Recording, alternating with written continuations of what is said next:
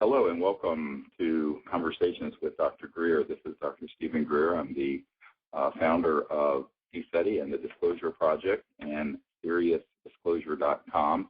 I'd like to thank the folks at the World Puja Network for hosting us here every 2 weeks to bring you updates on our projects and also to bring you new information and interesting people. Today we have a really wonderful and interesting man who's worked for many years studying the potential for new energy and has really interesting theories and concepts in physics dealing with a really new type of unified field theory. And of course, I'm speaking about Nassim Haramein, and he has been involved with this for many years, at least 20 years studying this, and he has founded the Resonance Project Foundation and directs the research for that team of scientists looking into new energy potential. So, Nassim, thank you very much for being here. Thank you, Stephen. It's great to be here with you. It's good to be able to talk directly.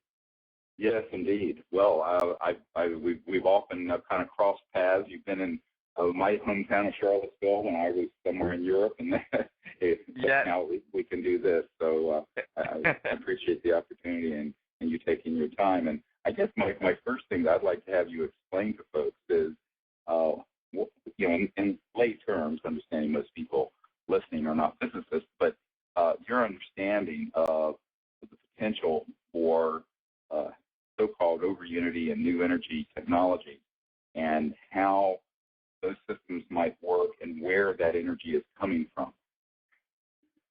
Absolutely. It's a wide field of study, and I'm going to try to give a short answer, but I think that there is a fundamental, to start with, there's a fundamental concept in physics that's called conservation of energy. That means that energy cannot be generated or destroyed, that it's always conserved. Information can be described that way as well, meaning that energy and information in physics can be equivalent, so that no information can be destroyed. So there's all sorts of implications to this, and this is why there's been so much objections to concept of so-called free energy or over-unity devices, because it seemed, if on the surface, to violate conservation laws, and and because it seems that it would be a device in which energy is created out of nowhere, or that it's coming out of no known source, and really that's been a misconception. And let's back up a little bit, maybe look at matter, creation in our standard model of the universe.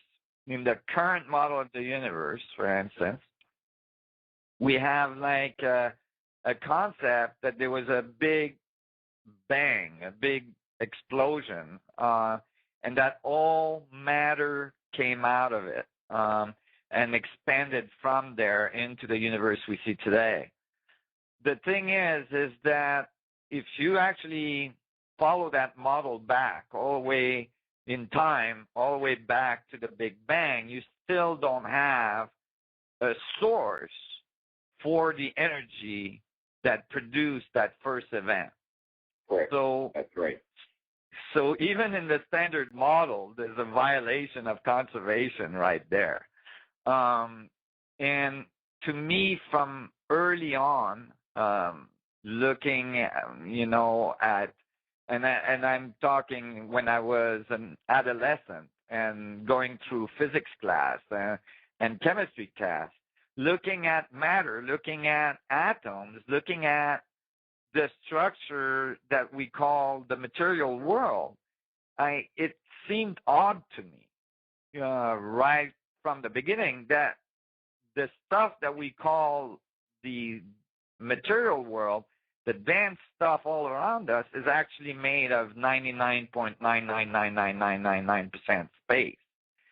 So it was, to me, early on, a clue that maybe what we're experiencing as the material world may be just a denser part of the space itself.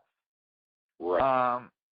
Yeah, and that's well, and one of the facts that people don't often understand in physics is that if you were to take your physical body that some people can relate to. I'm a medical doctor, but I've also studied very advanced physics for about 25 years.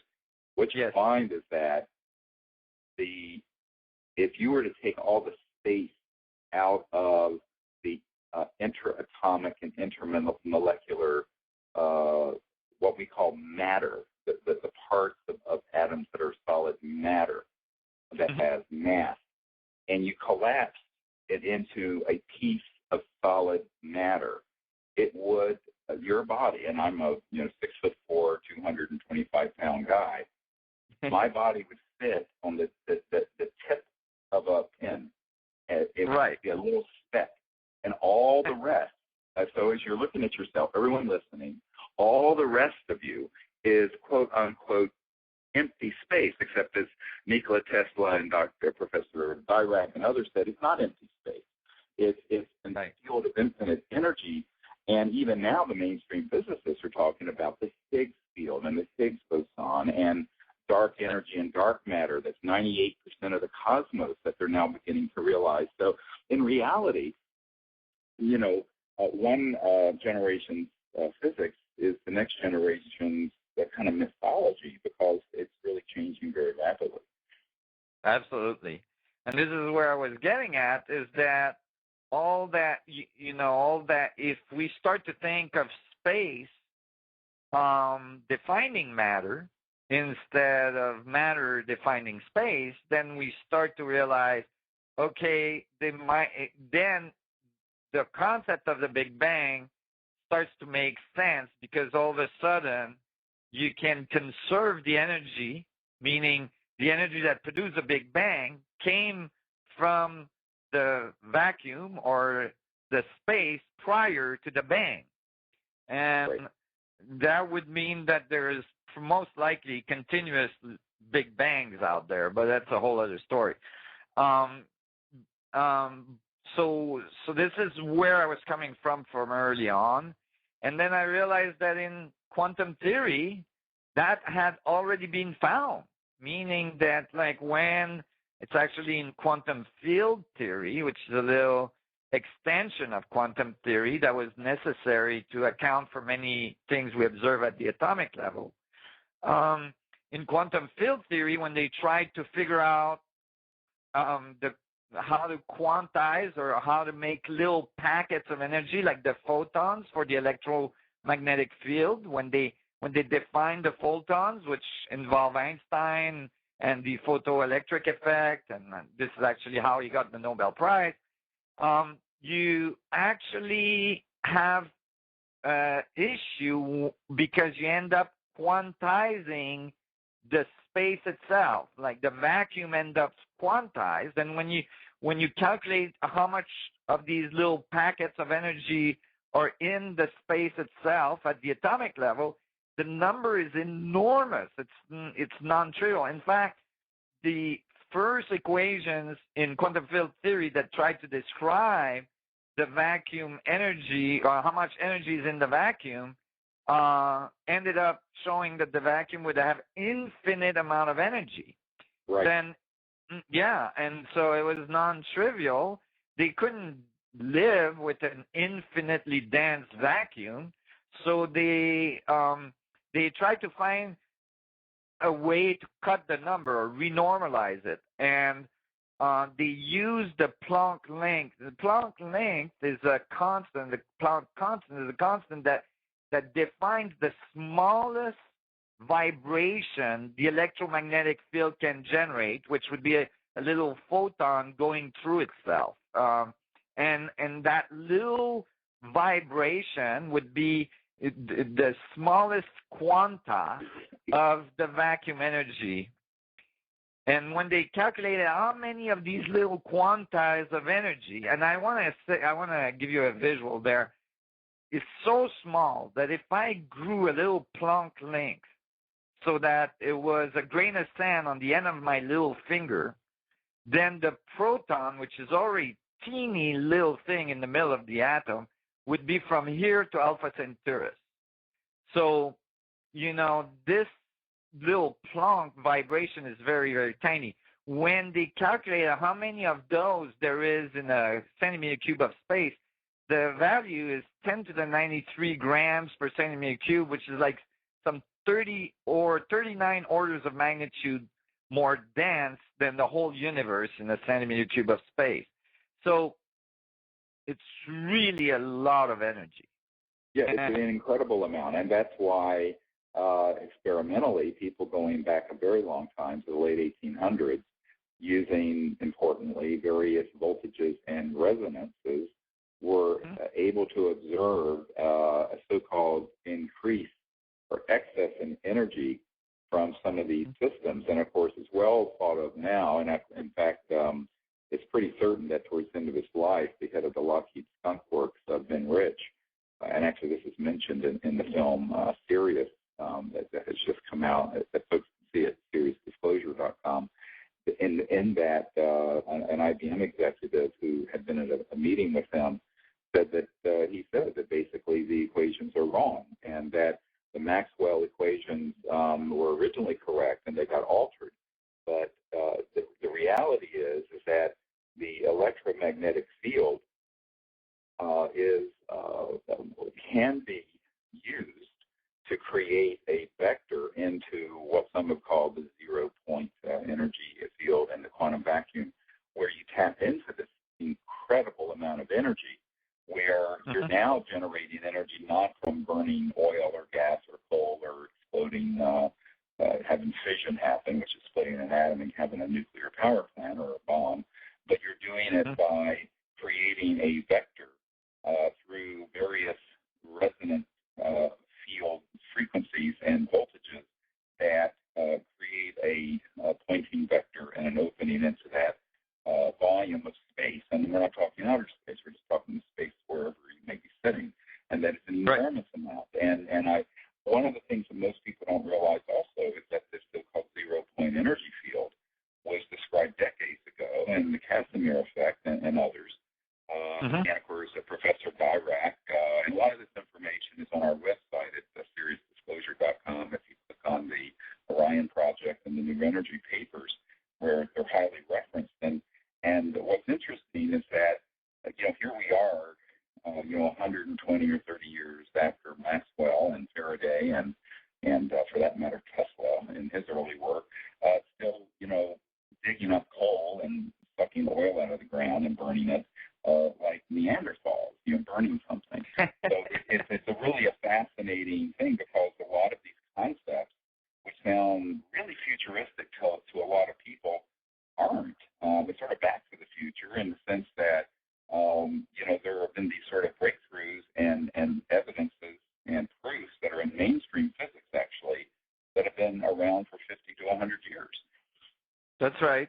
Actually, the Casimir effect was, I think, 1947 or 1948, right. When it was calculated.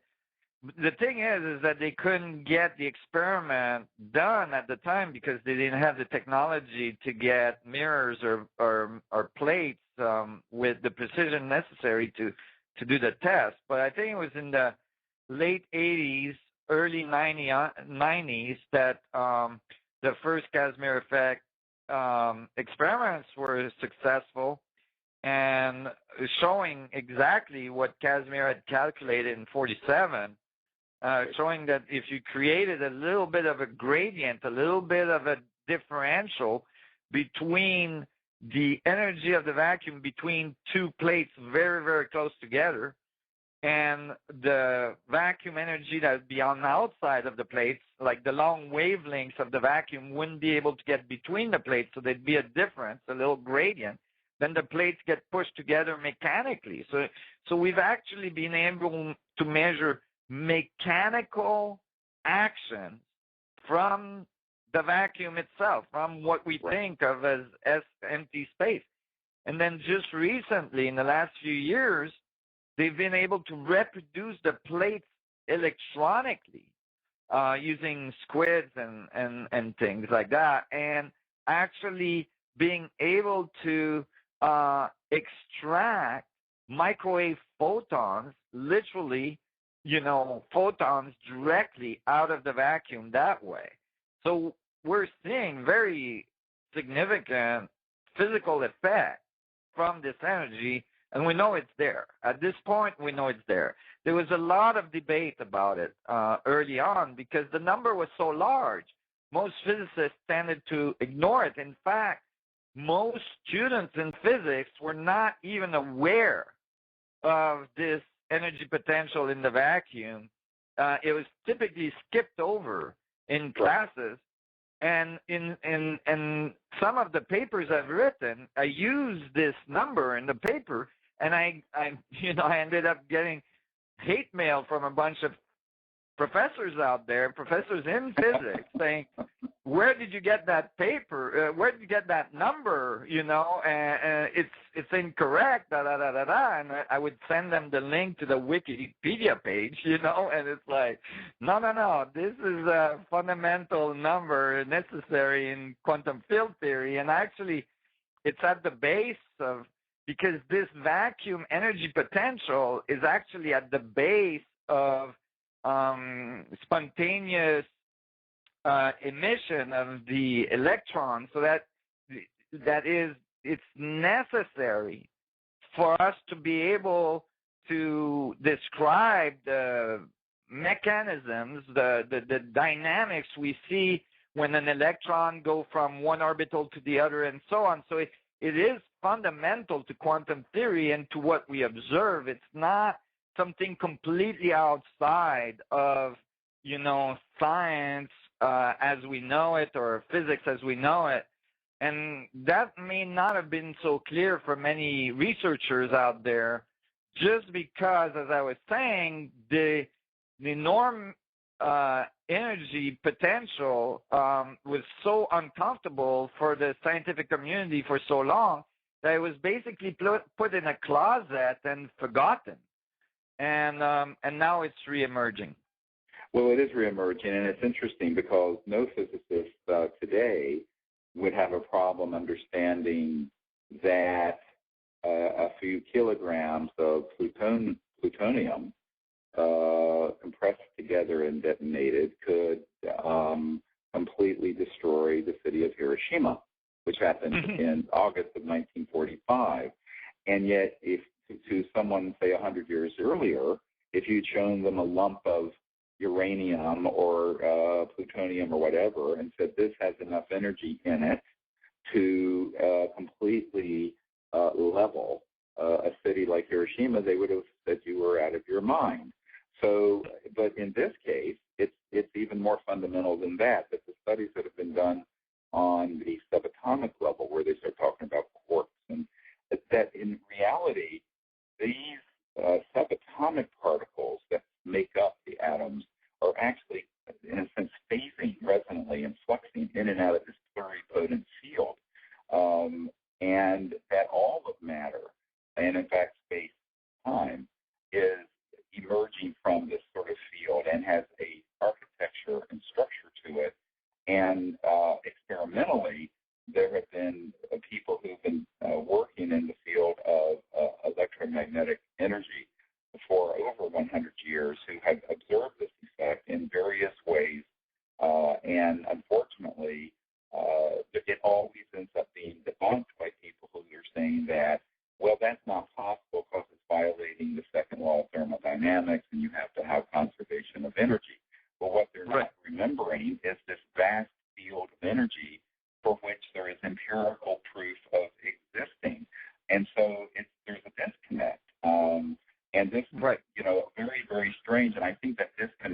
been done deliberately, quite frankly, by people who really do not want to acknowledge that, stepping out of this sort of theoretical physics mode for a moment, which I know puts people to sleep, but talking about the real world out here, is that there are what I call the high priests of orthodoxy and religious thought, but more fanatical are the high priests of orthodoxy in scientific temples, known as That's right. and research centers. And I know that, Dr. Brian O'Leary, who was trained as an Apollo astronaut, a very dear friend of mine who passed away a couple of years ago, but he and I worked extensively on these issues back in up until the time of his passing. And here he had, of course, a PhD from very prestigious universities and what have you, but he was always being attacked and ridiculed for saying that, look, you can create this effect of generating energy from the so-called vacuum and what's been described as zero-point energy field, and it has been done. And unfortunately, the orthodoxy I have found on this issue comes from the rigidity of thought and people sort of believing their own press releases, I guess, and then that they all know what's happening. But the other part of it is that there's a lot of corruption, and one of the problems is that a lot of people don't realize that back after I briefed a sitting CIA director on the entire u.f.o issue back in the 90s, I got a box of materials from the CIA, and in it was a document that described how they had engaged this famous astrophysicist and astronomer at Harvard, Dr. Menzel, who was on the payroll of the CIA, to go around and just make outrageously false statements, and that none of this could be true. And that the same thing was done during the Condon Committee from the University of Colorado from the late 1960s. And we have one of our disclosure witnesses that you can look at his testimony on our site, Dr. Robert Woods, a PhD, very Cornell guy, worked with McDonnell Douglas for years. And he was working on that committee, and when he was putting forth proof positive of anti-gravity propulsion and that the u.f.o objects were real, Dr. Condon went directly to old man McDonnell of McDonnell Douglas Aircraft, which is now part of Boeing, Phantom Works, and tried to get Dr. Woods fired. Now, we have this on videotape testimony, and luckily he had a good enough reputation and relationship with the head of McDonnell Douglas Aircraft that he did not lose his job. But we found out in this cache of documents that, in fact, Dr. Condon was a consultant to and on the payroll of the CIA. I have it in black and white. And so one of the things that I tell people, you do have people who are just hidebound and closed-minded in science, but you also have these devils who, quite frankly, are carrying water for the status quo of not only science, but the macroeconomic system that has enslaved the world in a situation where half the world is living in unbelievable poverty, and we're cannibalizing the biosphere as we go into our now third century of burning fossil fuels to create energy, which is absurd. Right. Well, the good news is that there's more and more people catching on, and there's more and more scientific minds out there that are becoming aware of this possibility, and there's more and more physicists that are starting to understand the dynamics of the vacuum relative to matter and energy, and understanding that we're not talking anything about violating laws of conservation. We're just saying that there is another source of energy that was unknown to us that can be accessed. And so there's no violations of any laws of thermodynamics or even conservation. It's just a source of energy that has not been, properly understood until, fairly recently in our history. And that's right, and it was left out of the calculus. So if you leave this entire area of energy calculation out of your equation, then of course it's going to look like something's coming from nothing. But it isn't something coming from nothing. It's energy coming from a very well-known and well-described field of energy.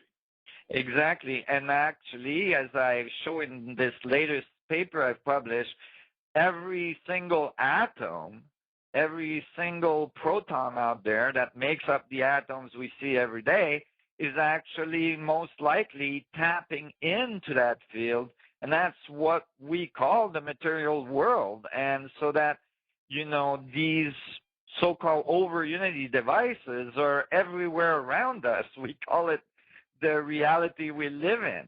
Correct. Is feeding directly on that field, and it's just a question of us understanding those dynamics, how nature does it, and mimicking those dynamics to bring our civilization to a place where we become harmonious with the natural world.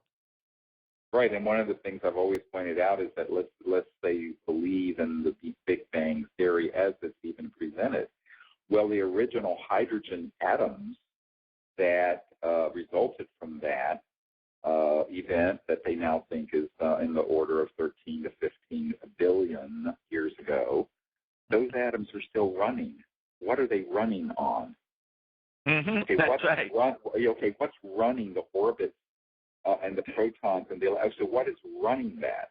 So that's right. So it isn't such we live with it every day. And what's interesting is that when you begin to talk about creating a system that is a very high voltage system that is functioning at certain resonant frequencies that opens a vector into this energy field, people say, well, that's not possible, except I will point out, yes, it is, and it's been done for many, many decades. The fact that there are sociopaths who will do things to confiscate and seize these sorts of breakthroughs. And one of the things I point out to people who are in the scientific community, this is much less a technical and scientific problem than it is a social and political and macroeconomic one. If it was only a technical problem, we would all have been using some of these types of devices for energy generation and propulsion that have been around for 50 to 100 years, and we're not. Why aren't we? Do they just vanish into thin air? No, they're not. And, and one of the things that we have up on our website is a paper from about 2.5 years ago from the Federation of American Scientists, a very mainstream organization that was recently in the news about these National Security Agency programs. And Stephen Aftergood of that, who heads up their national security branch with the Federation of American Scientists, did a report on the 5,135 patents and devices that had been seized under the provisions of the patent law, and that does not include the thousands that have been seized under the national security orders that never went through the patenting route. And so what you begin to realize when you drill down on this is that there are folks out there who have an enormously large vested interest, not only theoretically in physics, but more importantly in how the world runs and who runs it and how it's run, in maintaining the status quo of the current paradigm, which is just an absurd paradigm, because the idea that there has been no fundamental breakthroughs in physics and energy generation since Mercedes made the internal combustion engine in the late 1800s, or coal-fired steam engines were running around in the mid-1800s for locomotives, and even a nuclear power plant, as you're splitting the atom, you're getting heat. The heat is basically boiling water and creating a steam engine like a choo-choo train in 1849. You're just creating a steam turbine. And a lot of people think you're getting energy directly from the atom. I said, no, you're not. You're just creating heat. And that's heat turn into a steam generator. And so the public have it's sort of ludicrous that, airplanes were 1908 with the Wright brothers, and the jet engine is 1930s. Rockets, of course, Wernher von Braun in the 40s. And the atomic energy was the mid-1900s.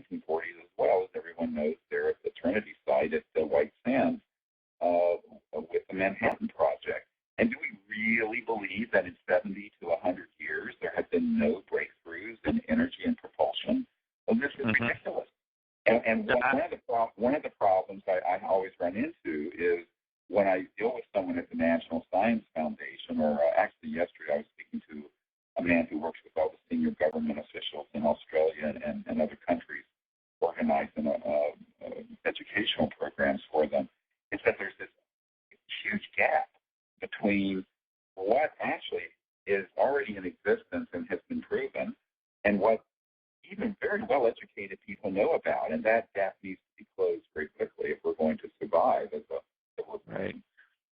Right. I think part of it is to, certainly in context of what I'm doing, is to establish a theoretical base to understand the dynamics and structure of this vacuum fluctuation so that we have a good understanding of the physics of it. And that gives us a, platform to move into the technological developments and the understanding of even devices that may have been present for, a significant amount of time, as you were just mentioning.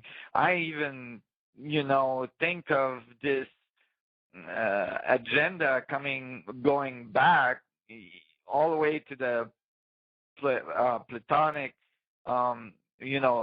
Plato and Pythagoras schools, where, I believe actually Pythagoras was very, very close to understanding the dynamics of the vacuum structure and the geometry relationship of the resonance frequency and the relationship to the geometry, even at that time, like some, 400 BC. And so it was, it's been a long time coming. And I think it's really an important time in history right now to be able to make that transition. And it's going to take a lot of help, a lot of effort, and a lot of involvement from the public at large.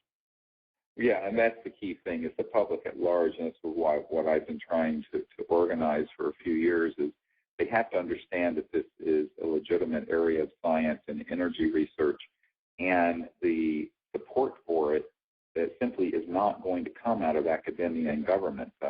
I remember, we had someone put together an ARPA-E grant with a lot of excellent reference materials to get the Department of Energy to support a small grant on research and development into this area, and they wouldn't touch it. And yet, you can come up with every kind of harebrained scheme. I know that the city of San Francisco paid $5 million, over $5 million, just to have someone do a study, not to build anything, but to do a feasibility study for capturing the energy of the tides going in and out of the Golden Gate the narrowing of the bay, and try to capture that energy through underground mechanical systems that would turn that into electrical energy generation. And the study alone, paid for by this one relatively small city. I mean, the city of San Francisco only has 750,000 people in the city limits. They spent $5 million just on that. And so what you begin to realize is that what we're wanting to do, we have announced that we're wanting to build a research and development center for serious technology and research here, and our budget is about $6.3 million. And yet there aren't any foundations or organizations or government entities that to date have wanted to fund that kind of research. And so at a certain point, either the public is going to have to step up to the plate on that, or it may be too long of a period coming. My concern is what they call event horizon, and that is that looking at the Earth as an organic system and Gaia as a self-correcting conscious being, I don't think she's going to permit the human race to completely cannibalize and destroy her oceans, environment, land, air, and what have you forever, because we're wanting to let a corrupt oligarchy and a bunch of plutocrats keep this sort of technology and information from the public, because at a certain point the Earth is too precious to allow one or two generations of sociopathic leaders to destroy. And I think, I think that there is, it is TikTok. And I'm afraid that, incrementalism, recreating the wheel over and over again, whether it's theoretical or not, when there are practical electromagnetic theories and devices that have been around for a very long time, creating this effect of what we call over unity, is something that can't be allowed to continue to just be on the back burner. It's got to be moved to the front burner as quickly as we can, because being an emergency doctor, one thing I always tell people, I know an emergency when I see one, and this planet is an emergency. And no doubt. Yeah, and I think, you can kind of hide away someplace that's beautiful and think everything is fine, because you travel the world and you see 7 billion people. I was talking to this man in Australia about that their biggest export for Australia is commodities and coal to China. And China is now getting 82% of their electricity from burning dirty coal without any scrubbers. In India, it's around 80%. Right. So you look at, there's 2.5 billion people trying to have electricity by burning the dirtiest coal without any scrubbers like we have in America and Europe, just like we were in the 1800s. Well, this is a very non-sustainable and backward way of civilization trying to advance.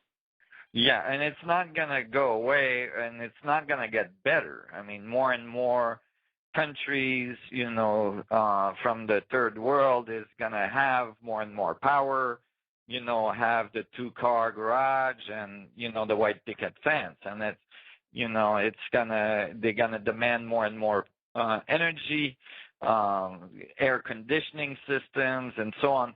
And, so we have to find a solution, and the solution cannot be, at this point, anything like what in one way is a little frustrating as well is when you start to talk about alternative energy, people start talking about solar panels and and windmills and all this stuff and wind generators and so on, and as if it was cutting edge technology, and it really isn't, and it's not going to do the job. We really need to go to a whole other level.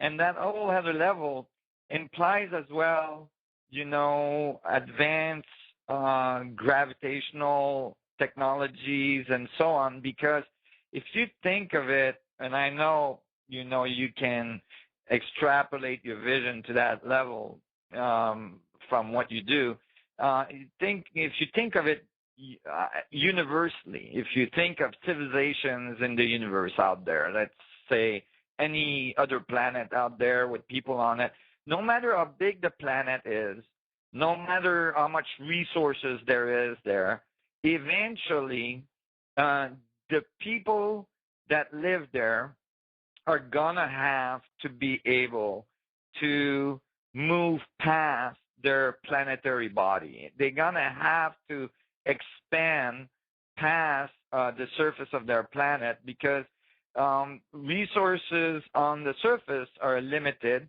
Planets are unstable. Even Stephen Hawking, in the last few years have talked about that publicly, that we need to expand past a planet. It's like a planet is a little nest, like of a bird, and we're the little baby birds in the nest. Well, eventually there's too many little birds and they're getting too big, and they got to learn to fly and get out of the nest before there's a big wind that throws the nest to the ground.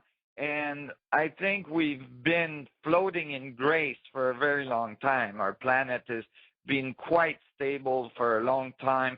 We know, for instance, we're way overdue for a pole shift on our planet. We know they occur very methodically, and that there's all sorts of things that can happen. One good sun flare directed at our planet, and the atmosphere could go. One, few mile long meteorite hitting the planet. All sorts of things that could have devastating result on our civilization can occur. So we ultimately, whether we're polluting or not, or whether we're doing what we're doing or not, we have to rise to a higher level of interaction with the universe as a whole and understanding of its dynamics. And the understanding of this vacuum energy, the fundamental energy at the source of creation, at the source of matter creation, leads as well to an understanding of mass and electromagnetism, in which we can clearly have a path of engineering to be able to control gravitational fields, produce, levitation engines and so on, to actually bring our civilization to a space civilization, and give the Earth back to the Earth, bring the Earth back into its state of garden, and so that when we come on the surface is in a pristine state. And that could happen very quickly. I always remind people, some years ago there was a massive power outage in the northeastern United States due to our creaky grid system that collapsed. And the satellite images of that area around New York, New Jersey, all the way over to Ohio, the air became so clear. It was unbelievable, the before and after satellite images. And that was just, a certain number of hours. So the Earth has the ability to be restored and to heal, right, if we quit abusing her. And so I think this becomes really one of the great challenges of our time. And you mentioned the what I call electromagnetic-gravitic effect and the so-called gravity control. But I have someone I've worked with for many years who stayed at my home and who is the third highest ranking scientist at the largest Department of Defense lab in the United States, the Naval Research Labs. And he says, oh, yes, he's been involved in gravity control, and all of that was mastered and figured out in October of 1954. And if you look at the work of Townsend Brown and others in the Kolosky-Frost experiment in the 20s and 30s and 40s, there was a lot of work and the big buzz in the aerospace industry. And I know this because my uncle, who was a senior project engineer for the lunar module when we went to the moon, had seen in the journals back in the late 40s and early 50s all this talk about gravity and high voltage systems and the ability to create certain voltages and under certain conditions where you have, in a sense, a mass neutralization effect where things do lift and levitate. And that was actually in the open literature. Many people don't realize that was in the mainstream aerospace journals in the late 40s and early 50s, and then the lid was slammed down on it, and it all went black. And so what's interesting is that a lot of, you look at the old cartoons like George Jetson floating around in these things.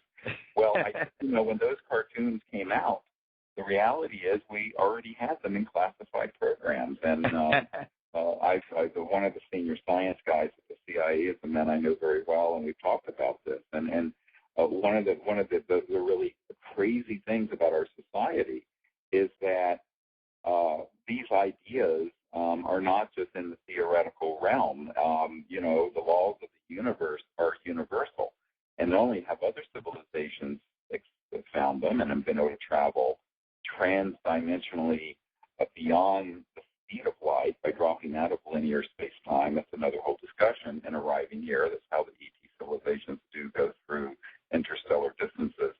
But we have experimented with this sort of technology. And in the movie Sirius, this man that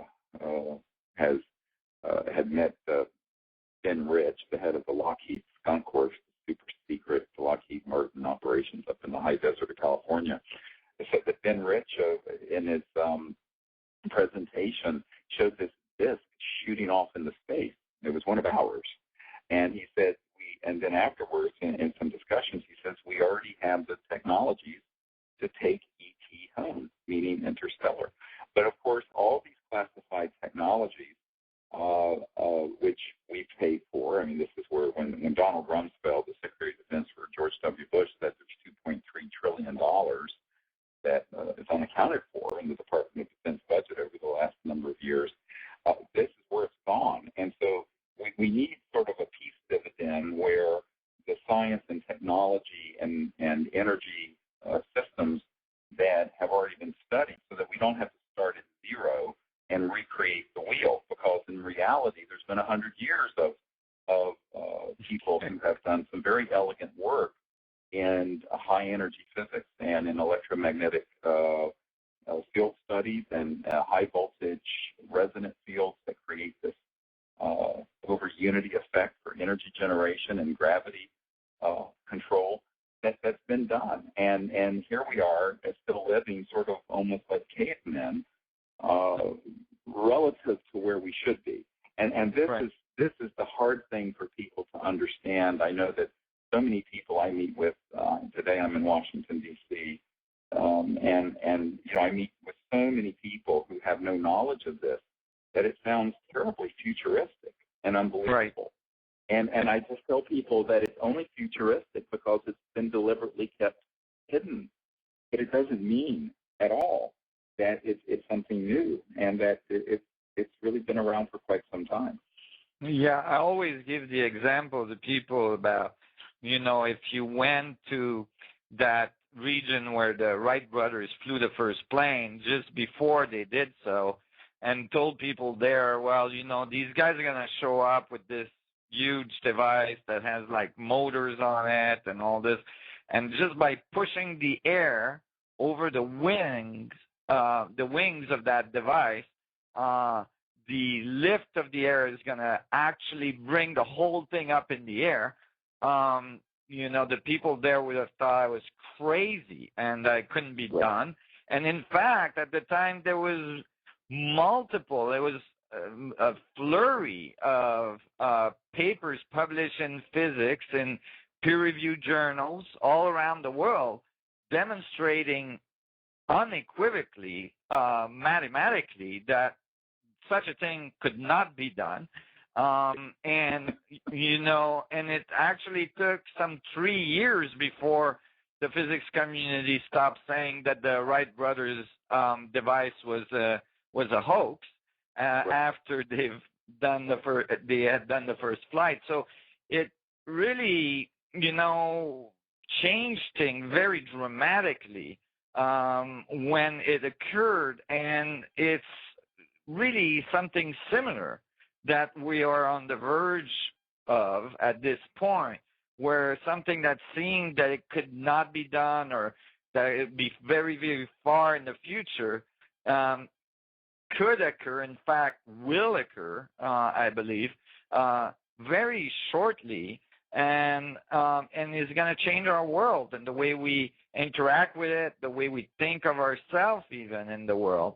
Because as I show in this latest paper, this vacuum fluctuation structure of space-time itself is the boundary condition that produced the atomic structure, meaning that it's not like atoms or protons or particles or like a billiard ball isolated. It's actually basically a dynamic of the vacuum in that region itself. It's a fluctuation of little Planck structures spinning together, creating this little knot in space that we think of as a particle. And you know, and if that's true, and you know, the paper makes predictions that just got measured that are extremely accurate and so on. So there's lots of evidence that it's correct. Then all the information that you're made of is actually a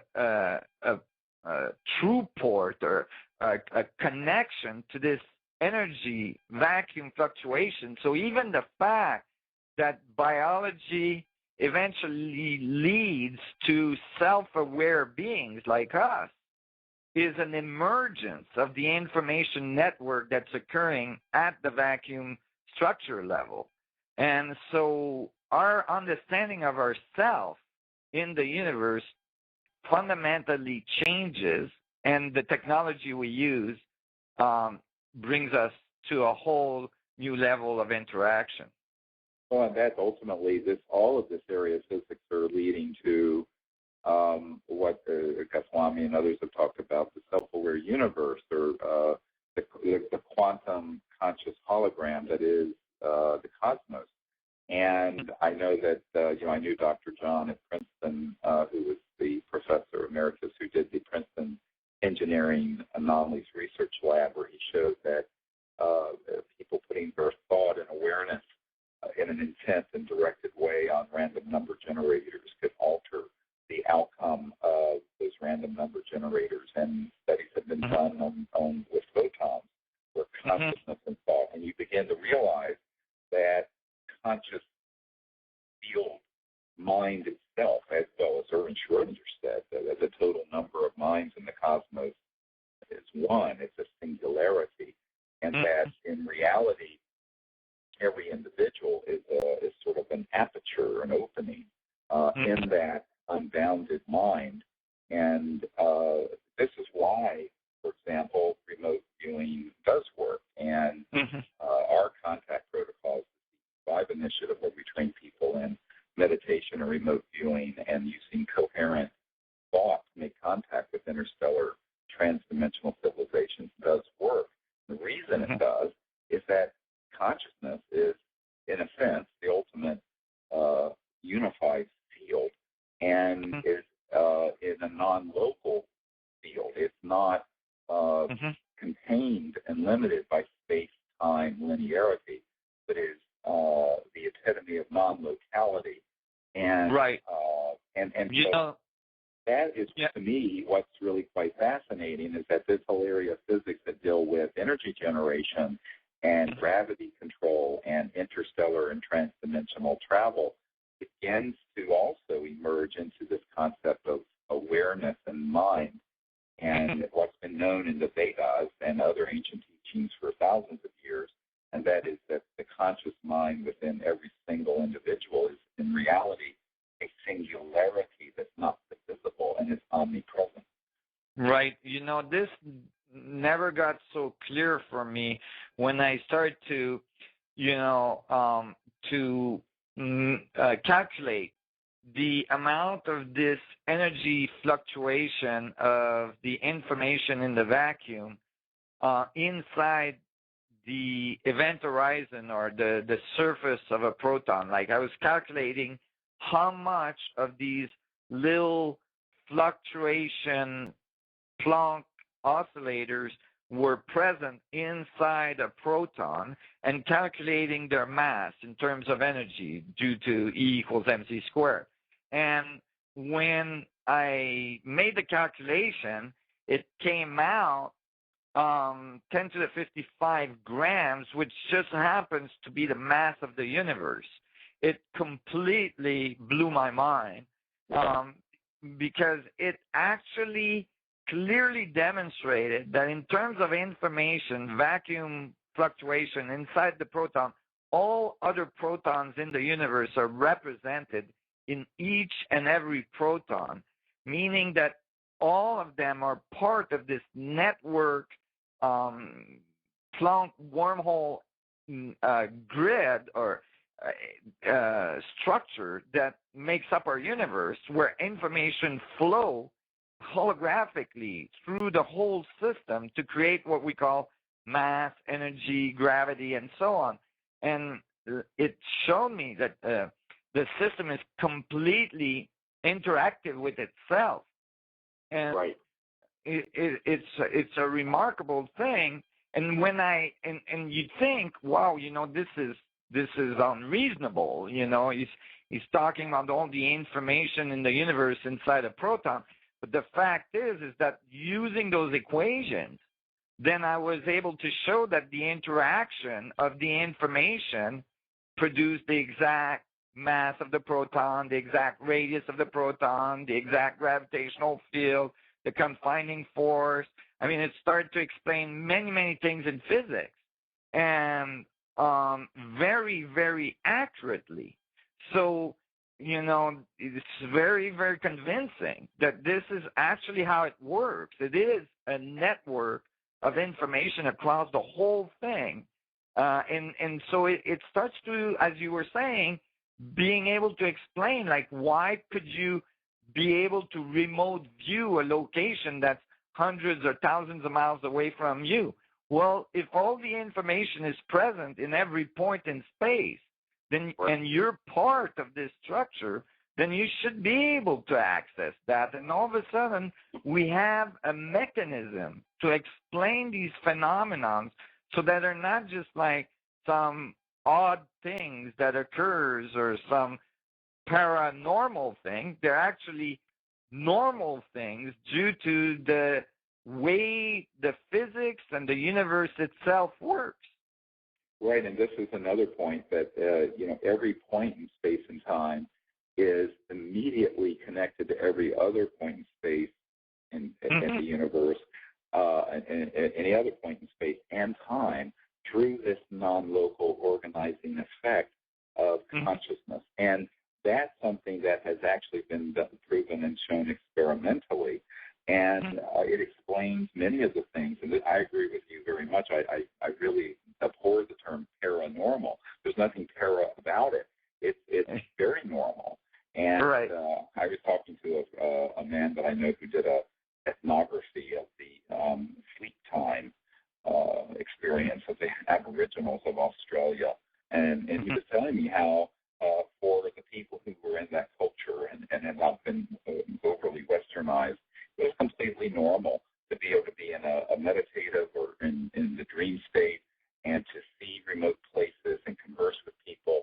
And they didn't have this idea that linearity was the only thing that existed, that there was, yes, there's space and there's time, and you do walk 10 miles when you walk 10 miles.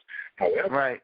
that on another and ongoing and concomitant level, at the same instant, there is this perfect state of balance that's integrated, that is non-locality and is conscious, and where information and connectivity is complete and whole. And that explains so many of these experiences and phenomena, but it also begins to explain interstellar communication devices. It begins to explain how you might go from one star system to another. And in fact, Ben Rich himself said to one of our witnesses that every point in space and time is connected to every other by mind consciousness. And this was a very hardcore aerospace guy, and he was sharing this stuff near the end of his life.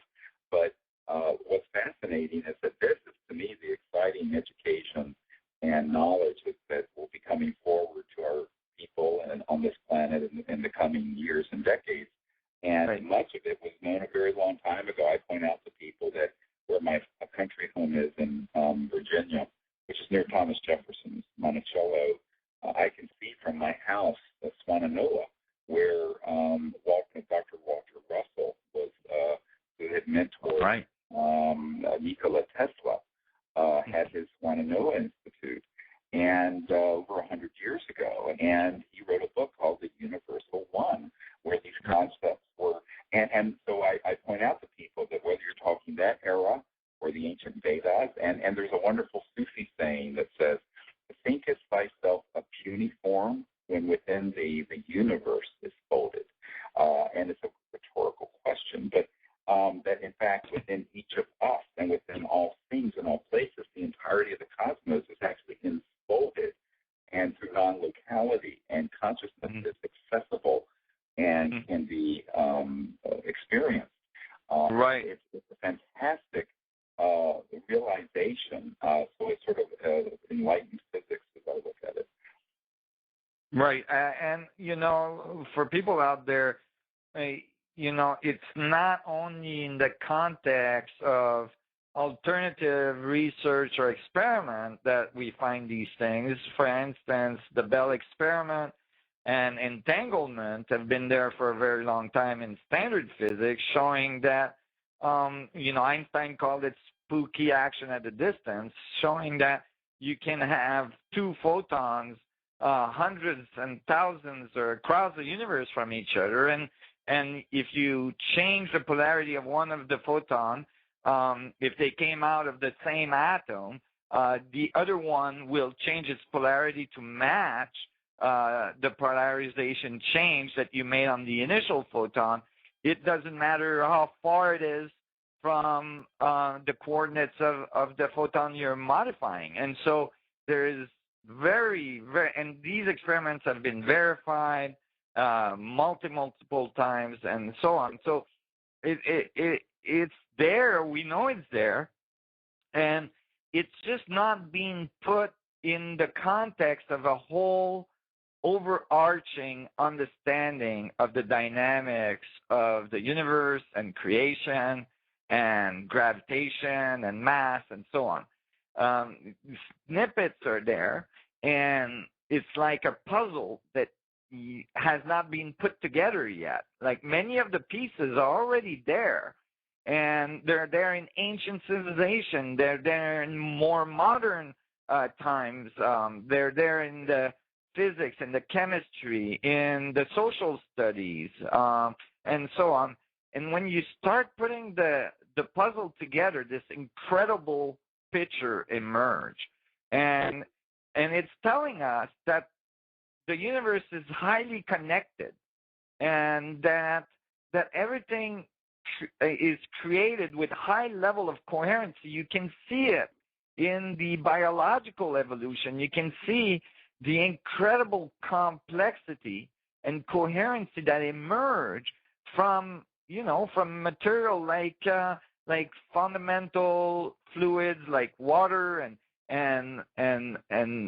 minerals and so on. And all of a sudden, you have these highly complex systems that emerge, self-organizing, that demands that there is a fundamental structure behind it, this fundamental feedback mechanism, so that the system learns about itself and is able to grow and go into deeper and deeper level of complexity and advancements. And it's an amazing thing.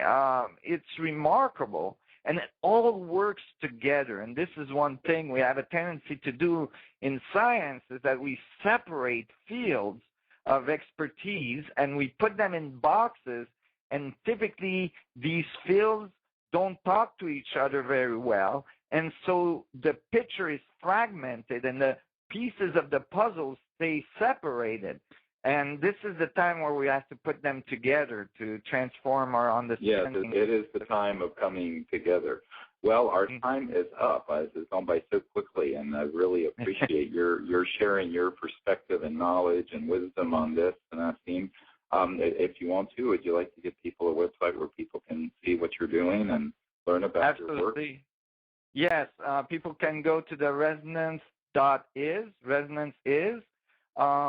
It's our brand new website. We've actually made some updates last week or a few days ago, and they can get my papers there, and they can look at a trailer of a movie that's being made about the information that I'm bringing forward. And as well, there is the Institute, the Hawaii Institute for Unified Physics, highup.org, where people that are more scientifically based, that wants to have more of the information, the scientific information, can go to. So both websites, resonance.is and highup.org, are places where people can go and get all sorts of information and participate in programs and become members of the foundation and help us continue to do research.